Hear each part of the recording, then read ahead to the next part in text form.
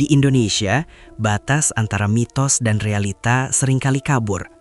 Urban legend bukan sekadar cerita menakutkan yang disampaikan dari mulut ke mulut.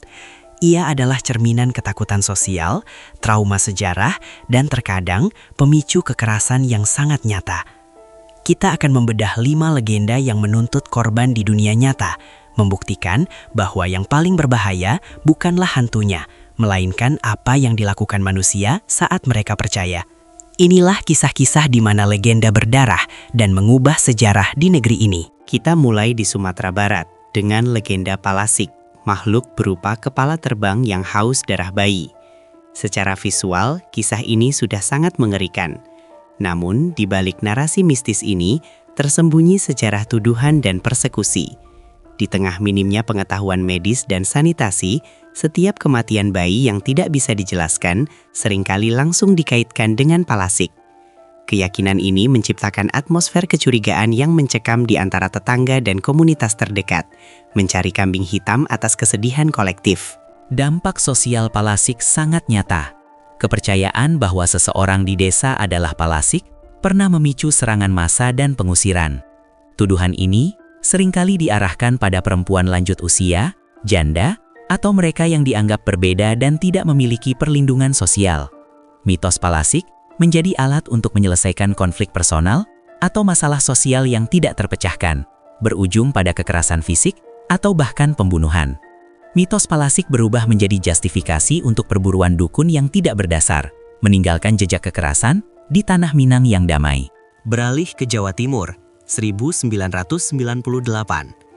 Masa reformasi politik yang penuh gejolak melahirkan paranoia yang mematikan di Banyuwangi.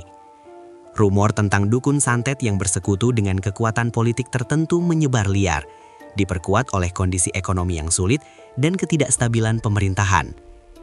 Ketidakpercayaan terhadap aparat negara memicu masyarakat mengambil alih hukum. Isu santet ini menjadi kambing hitam sempurna untuk kegelisahan kolektif yang mendalam, mempersiapkan panggung untuk tragedi kemanusiaan yang sangat besar di akhir abad ke-20. Dalam rentang waktu singkat di paruh kedua tahun 1998, lebih dari 100 orang dituduh sebagai dukun santet dan dibunuh secara brutal di Banyuwangi. Para korban disiksa dan dihakimi massa di depan umum, seringkali dengan senjata tajam, dalam suasana histeria kolektif yang sulit dipercaya.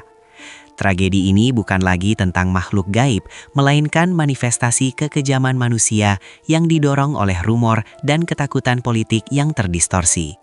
Pembunuhan massal ini adalah noda hitam dalam sejarah true crime Indonesia, menunjukkan betapa cepatnya mitos bisa memicu anarki sosial yang mematikan. Jakarta, Taman Pemakaman Umum Jeruk Purut. Inilah rumah bagi legenda pastor tanpa kepala. Konon, arwahnya gentayangan mencari kepalanya yang hilang, sering muncul di malam Jumat. Berbeda dengan kasus sebelumnya, legenda ini mungkin tidak secara langsung menyebabkan pembunuhan. Namun, ia menciptakan histeria massal yang signifikan, yang berlangsung selama dekade. Lokasi yang spesifik, saksi-saksi nyata yang berani muncul di media, dan kesaksian yang terus diulang menguatkan mitos, menjadikannya ikon pop culture horor yang abadi di ibu kota. Ribuan orang, termasuk kru film dan media investigasi, pernah berbondong-bondong datang ke TPU Jeruk Purut mencari bukti fisik. Ini adalah studi kasus tentang bagaimana sebuah lokasi nyata dapat menampung ketakutan kolektif sebuah kota metropolitan yang ramai. Hantu Jeruk Purut adalah simbol dari kebutuhan manusia akan misteri di tengah modernitas yang serba logis.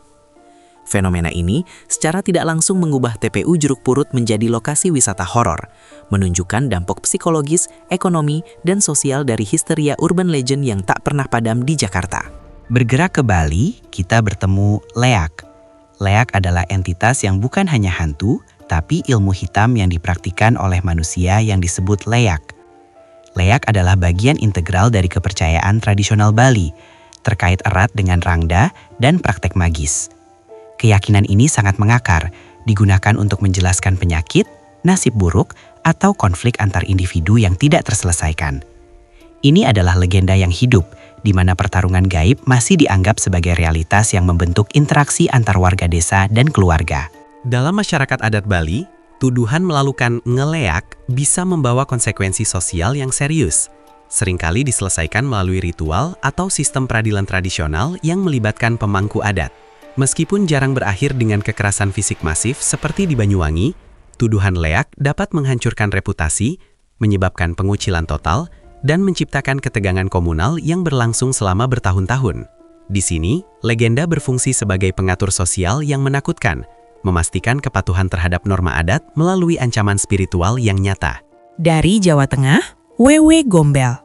Makhluk penculik anak yang dipercaya bersembunyi di atap rumah atau pohon tinggi.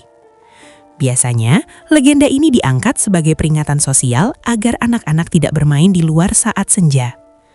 Namun, mitos ini mendapat dimensi gelap ketika dikaitkan dengan laporan nyata kasus anak hilang. Ia menawarkan narasi yang menenangkan bagi orang tua yang kehilangan. Lebih mudah menyalahkan hantu yang tak kasat mata daripada mengakui kegagalan sistem keamanan atau tindak kriminal penculikan yang tak terpecahkan oleh pihak berwenang. Meskipun Wewe Gombel secara ilmiah tidak pernah terbukti menculik anak, asosiasinya dengan kasus anak hilang menciptakan ketakutan yang mendalam di tingkat masyarakat akar rumput. Setiap kali ada berita anak hilang di perkampungan, isu Wewe Gombel kembali mengemuka, mengaburkan fokus dari investigasi kriminal yang seharusnya dilakukan secara ketat.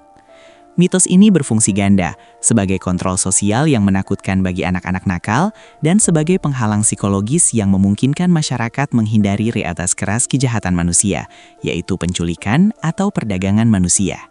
Pelasik, santet, leak, Wewe Gombel. Kisah-kisah ini menunjukkan bahwa legenda bisa menjadi dokumen sejarah kelam yang nyata. Mereka adalah sisa-sisa trauma masa lalu, di mana ketidakpemahaman, kepanikan, dan ketidakstabilan politik bertemu dengan kepercayaan kuno, menghasilkan korban nyata dan darah yang tertumpah. Karena terkadang, yang paling berbahaya bukanlah hantunya, melainkan apa yang manusia lakukan saat mereka percaya. Jangan lupa like dan subscribe. Karena di balik setiap mitos, tersembunyi kebenaran yang jauh lebih menakutkan. Sampai jumpa dalam investigasi selanjutnya.